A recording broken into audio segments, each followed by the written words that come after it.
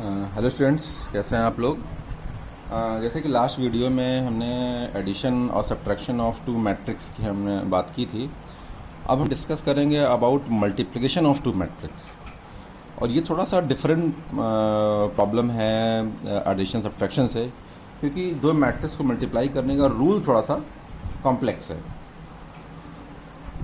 जब उसका basic rule ही complex है तो जाहिर सी बात है प्रोग्राम में थोड़ा सा कॉम्प्लेक्स होगा कंपेरिजन टू एडिशन और subtraction.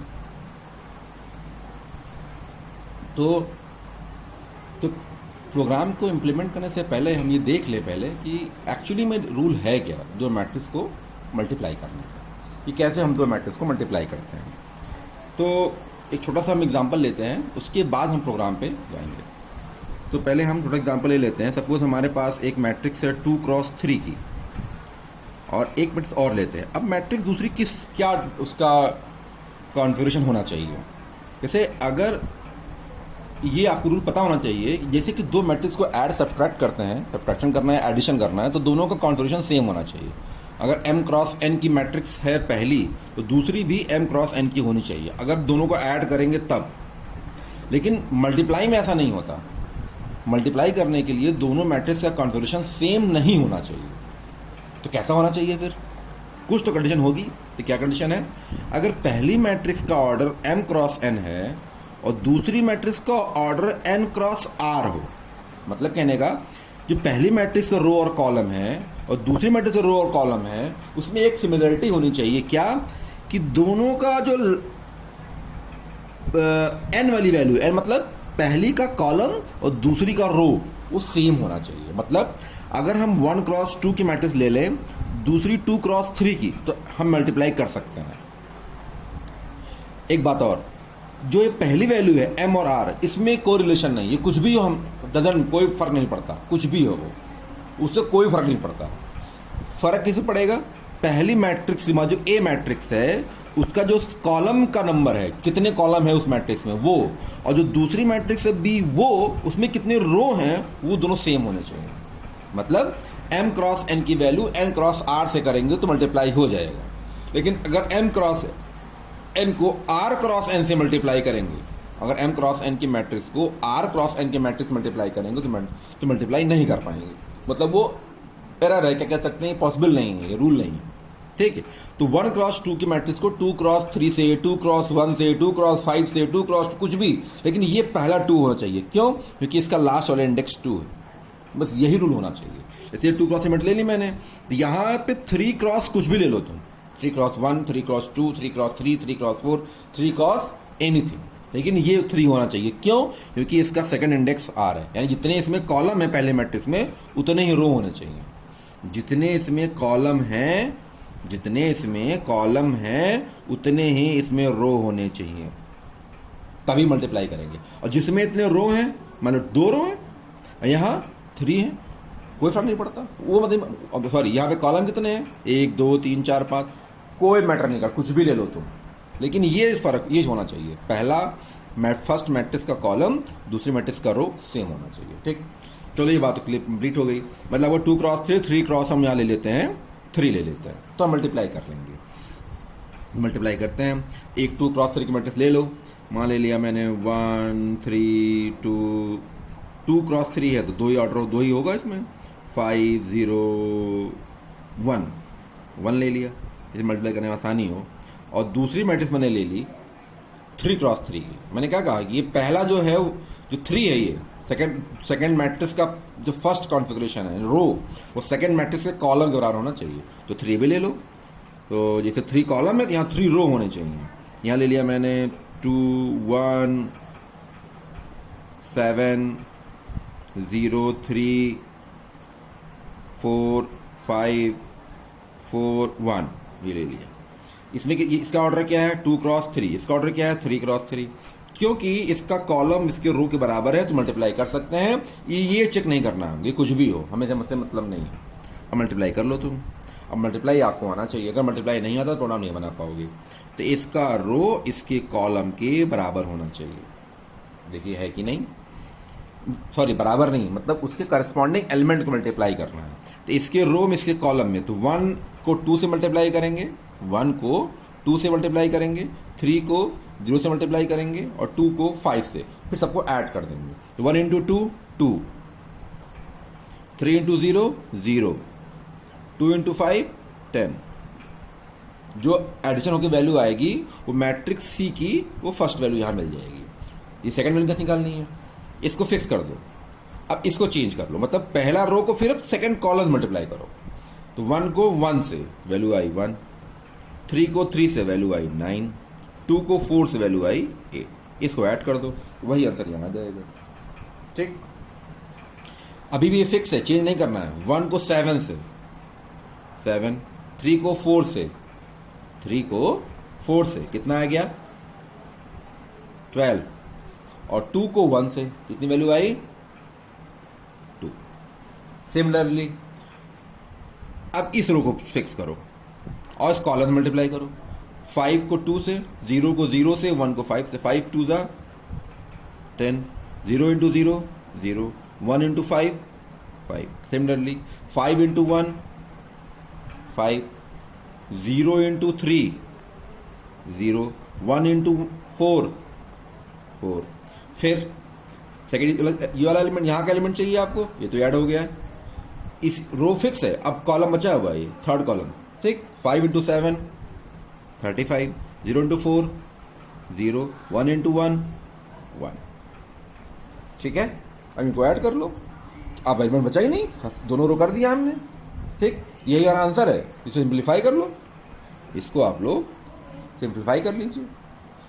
2 10 plus 2 12, 9 plus 1 10 plus 8 18, 7 plus 12 plus 2 14, और 14 7 21, 10 प्लस 5 15, 5 प्लस 4 9, और 35 प्लस 1 36।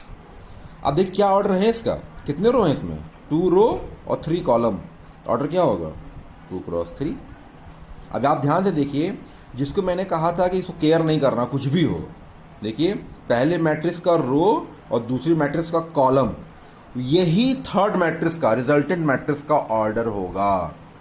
यानी जो कॉमन था वो इरेज हो गया, गायब हो गया। क्या मिला, पहली मैट्रिक्स का रो कितना है 2, और सेकंड मैट्रिक्स का कॉलम कितना है 3, वही थर्ड मैट्रिक्स का ऑर्डर होगा 2 क्रॉस 3। मैं क्यों बता रहा हूँ, जब प्रोग्राम इंप्लीमेंट करेंगे ना तो रिक्वायरमेंट है, ज़रूरत पड़ेगी। मैंने वो वहाँ मैं ये क्यों यूज़ कर रहा हूँ, क्यों यूज़ करूँगा, मैं पहले एक्सप्लेन कर दे रहा हूँ, वहाँ भी रिवाइज कराऊँगा, लेकिन पहले ध्यान रखिएगा। तो ये तो हो गया इसका मैथमेटिकल कैसे हम 2 मैट्रिक्स को मल्टीप्लाई करते हैं, ये तो मैंने आपको समझा दिया। 2 मैट्रिक्स को मल्टीप्लाई कैसे किया जाता है ये मैंने आपको बता दिया। ठीक है, अब जैसे कि इसका मैं टॉर्च ऑन कर दूँ एक बार तो आपको क्लियर हो जाएगा। हाँ,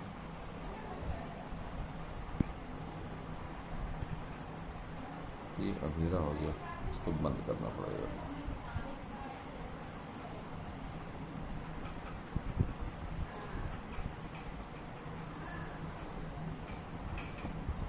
ठीक है,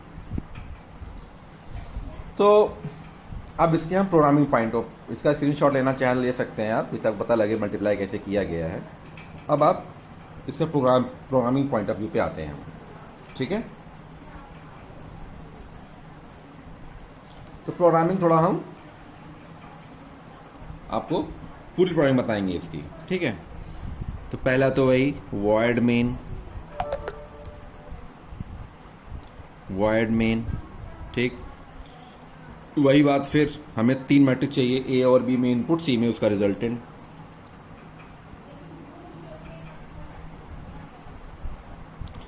इंट ए, मान लिया इसकी साइज ले लिया मैंने 5 क्रॉस 5, बी को भी ले लिया मैंने 5 क्रॉस 5।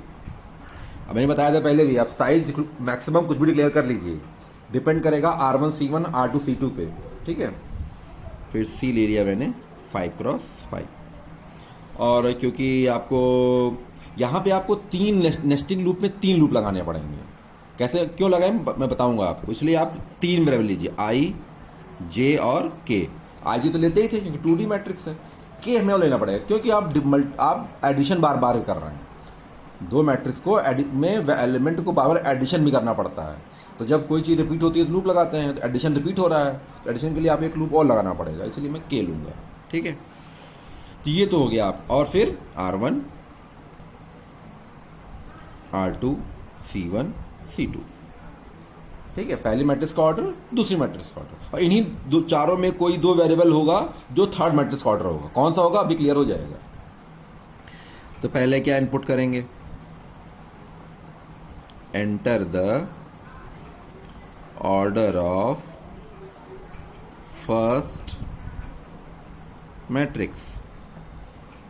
तो इनपुट कर लो, scanf %d R1 address C1।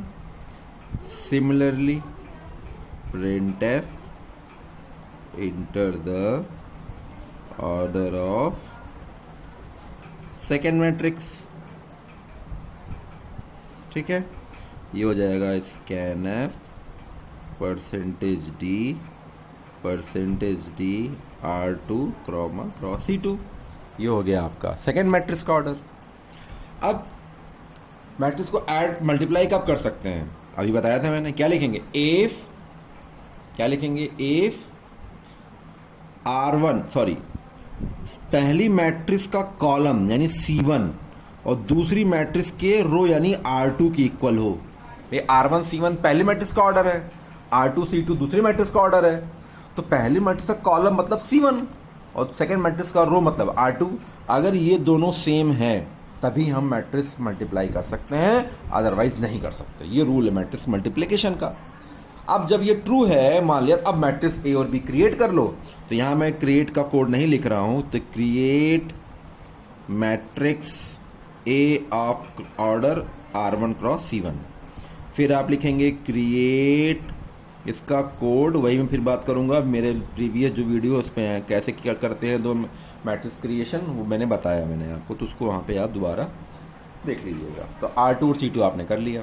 ठीक, अब दो मैट्रिक्स मैंने बना ली। कब बनाई, जब मैं पता लग गया, ये श्योर हो गया मैं, जब आप श्योर हो गए दो मैट्रिक्स को मल्टीप्लाई कर सकते हैं, क्योंकि पहले मैट्रिक्स का कॉलम दूसरी मैट्रिक्स के रो के बराबर है। तो अब आप मैट्रिक्स क्रिएट कर सकते हैं, मल्टीप्लाई कर सकते हैं। क्रिएट कर लिया, मल्टीप्लाई करो।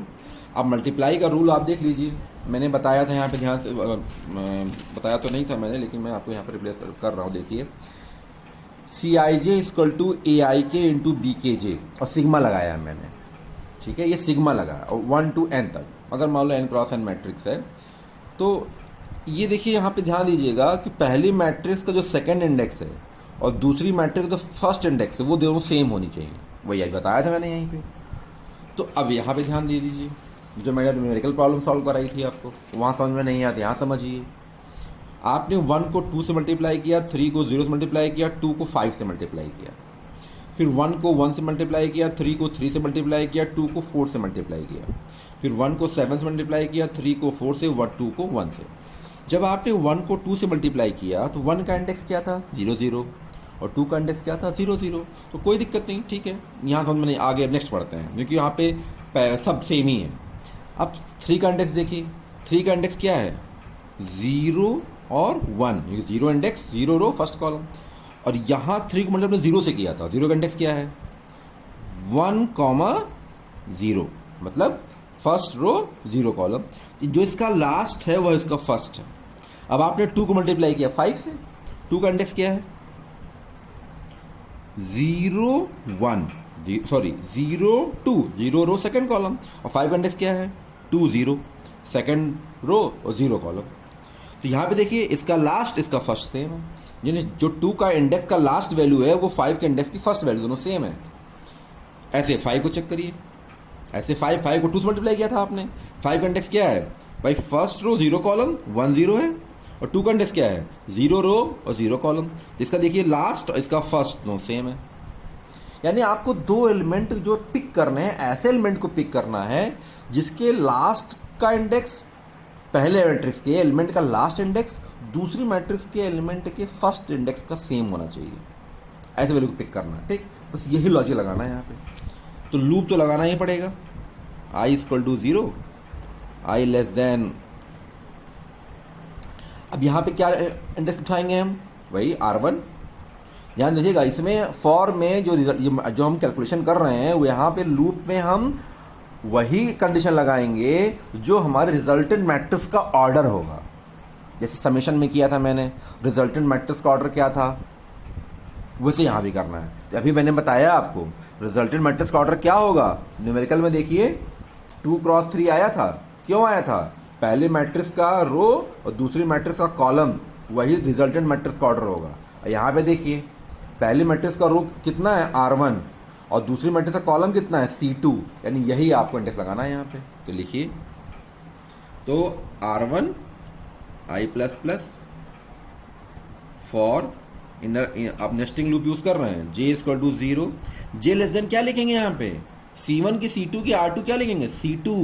ये बताया था मैंने, रिजल्टेंट मैट्रिक्स का जो ऑर्डर होगा वही दोनों कंडीशन यहाँ लगाई जाएगी। और रिजल्टेंट मैट्रिक्स का ऑर्डर क्या है, R1 क्रॉस C2, क्योंकि जो दोनों, ये तो दोनों सेम है C1 और R2, तभी तो हमने इफ ब्लॉक में एंटर किया है, क्योंकि C1 और R2 तो सेम है। ये हो जाएगा आपका C2 और फिर J प्लस प्लस। अब क्योंकि एडिशन बार बार कर रहे हैं, तो जब हम समेशन करते हैं और जिस वेरिएबल में आउटपुट करते हैं उसको हम 0 से इनिशियलाइज करते हैं। याद करिए लूप में सम लगाते थे, सम इक्वल टू 0 से इनिशियलाइज कर देते थे हम। यहाँ पे सम किस में जा रहा है, थर्ड मैट्रिक्स सी में। तो आप क्या करेंगे, जैसे लूप में एंटर करेंगे Cij को 0 कर देंगे। देखिए आपको इसी में ऐड करना और बार बार ऐड करना है। जब एक ही वेरिएबल में एडिशन बार बार होता है उसी को अपडेट भी करना है, अपडेट भी करना होता है, तो हम उस वेरिएबल को 0 से इनिशियलाइज कर देते हैं। तो हमने उसको 0 कर दिया। अब थर्ड लूप लगाइए, क्योंकि थर्ड लूप क्यों लगा रहे हैं, तो सेकंड फॉर लूप के अंदर थर्ड फॉर लूप, क्यों, आपको एडिशन करना है और एडिशन बार बार करना है। ये दोनों फॉर तो वैल्यू पिक करेंगे मैट्रिक्स की वैल्यू, Ij मतलब 2 इंडेक्स है, और ये थर्ड लूप क्या करेगा, उनको एडिशन करेगा। क्यों, एडिशन बार बार हो रहा है। देखिए 2 + 0 + 10, इसको ऐड 12 आएगा ना। यहाँ तो मैंने अलग अलग कर लिया, ये प्रोग्राम मेमोरी में क्या होगा, ये वैल्यू बार बार ऐड हो रही है। 2 को 0 से ऐड करेंगे, जो इसका रिजल्ट आएगा उसको 10 से ऐड करेंगे। तो एडिशन तो कर रहे हो ना, कब 2 बार कर रहे हो, कितनी बार ऐड कर रहे हो, 2 को 0 से, 0 को 10 से। पहली बार तो 0 में, क्योंकि यहाँ पे पहली वैल्यू गार्बेज वैल्यू पड़ी थी, गार्बेज थी तो आपने इसको C को 0 कर दिया, यानी पहली वैल्यू यहाँ 0 थी, यानी जो मैट्रिक्स C यहाँ बनेगी पहले उसमें सब 0 0 रखा हुआ था। तो 0 को आपने 2 से ऐड किया, 2 को फिर 0 से ऐड किया, 0 को आपने 2 से ऐड किया, 2 को 0 से ऐड किया, 0 को 10 से, कितनी बार ऐड किया, 3 बार। 3 क्यों ऐड किया, 3 ही बार ऐड क्यों हुआ, ध्यान से देखिए, यही तो कॉमन था दोनों में। देखिए 3 कॉलम 3 रो, यानी जो कॉमन है दोनों में उतनी ही बार एडिशन होगा। जो दोनों मैट्रिक्स में जो इंडेक्स कॉमन है उतनी ही बार एडिशन होगा। ठीक है, मैं क्यों बता रहा हूं ये, इसलिए कि जो थर्ड फॉर लूप लगाएंगे उसमें इंडेक्स में कंडीशन में क्या लगाएंगे, तो k = 0 तो ठीक है, 0 वैल्यू पिक करेगा। कंडीशन क्या लगाएंगे, जो दोनों में कॉमन है। क्या कॉमन है भाई, C1 और R2 दोनों सेम है, कॉमन है, सेम है, तो चाहे C1 लिख लो और चाहे R2 लिख लो। तो मैं लिख दे रहा हूं C1 और फिर k प्लस प्लस।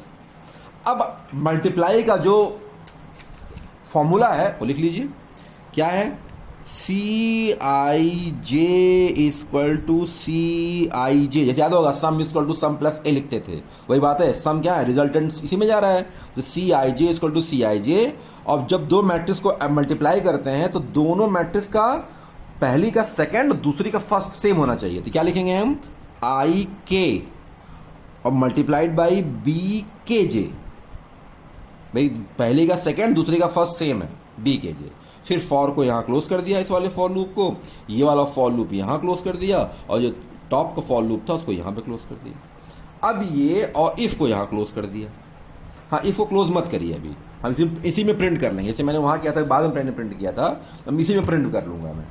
तो इफ को क्लोज नहीं कर रहा हूँ। अब ये लूप बार बार चलेगा, ये जो लूप ये बना हुआ है, ये कोड ये बार बार रन करेगा। कब तक रन करेगा, जब तक सारे मल्टीप्लाई जो यहाँ लिखा है सारे मल्टीप्लाई होके अलग अलग पोजीशन वैल्यू पहुँच नहीं जाती।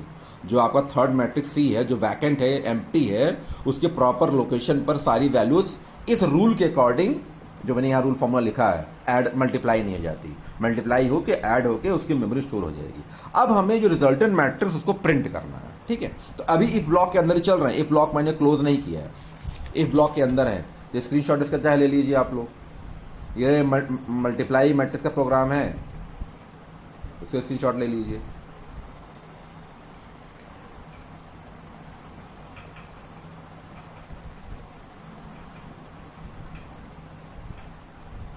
ठीक, तो आपने मैट्रिक्स को, अब जो इसका रिजल्टेंट मैट्रिक्स है जिसके पास आंसर है उसको प्रिंट करना है आपको, उसको प्रिंट करिए। ठीक, तो लिखो यहाँ पे, अभी इफ ब्लॉक को क्लोज नहीं किया है, तो रिजल्टेंट मैट्रिक्स इज, क्या लिखेंगे, फॉर आई इक्वल टू 0। अब थर्ड मैट्रिक्स का ऑर्डर क्या है, जो कॉमन नहीं था, R1, और यहाँ पर J equal to 0, J equal to C2 जो कॉमन नहीं था, क्योंकि R2 और C1 कॉमन था, सेम था। और यहाँ पर printf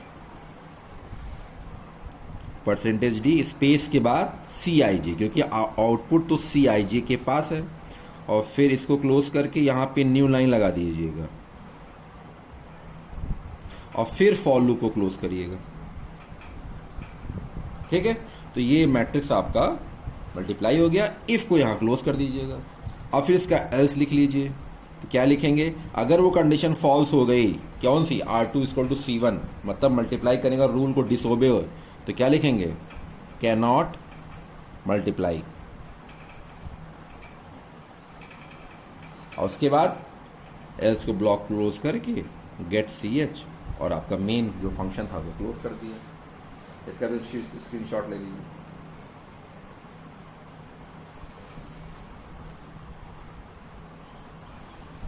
ठीक है, इस तरह से हम दो मैट्रिक्स को मल्टीप्लाई कर लेते हैं। ठीक, ये भी 21 मिनट का वीडियो हो गया, तो इसको हम स्टॉप कर देते हैं। अब नेक्स्ट वीडियो में आपको ट्रांसपोज बता दूंगा। ठीक है, तो इस तरह से हम मैट्रिक्स के तीनों ऑपरेशन को मैंने परफॉर्म कर दी, दोनों ऑप्शन को, तीनों, सम, एडिशन, सब्ट्रैक्शन और मल्टीप्लिकेशन। अब ट्रांसपोज बचा है, ट्रांसपोज मैं आपको नेक्स्ट वीडियो में कर दूंगा। 10 मिनट्स का वीडियो होगा, हो जाएगा उसमें। तो वीडियो को आप लोग, मैं स्टॉप कर रहा हूँ। वीडियो जितना आप लाइक करिए, जितना आप शेयर कर सकते हैं वीडियो को, जितना, और सब्सक्राइब वीडियो हमारे करते रहिए, जिससे मुझे भी एडवर्टाइज मिलेगा, मुझे मोटिवेशन मिलेगा वीडियो आगे इम्प्लीमेंट करने का। और जितना आप शेयर करेंगे और लोगों को उसको बेनिफिट मिलेगा। ठीक है, तो मैं वीडियो को यहाँ पे स्टॉप करता हूँ।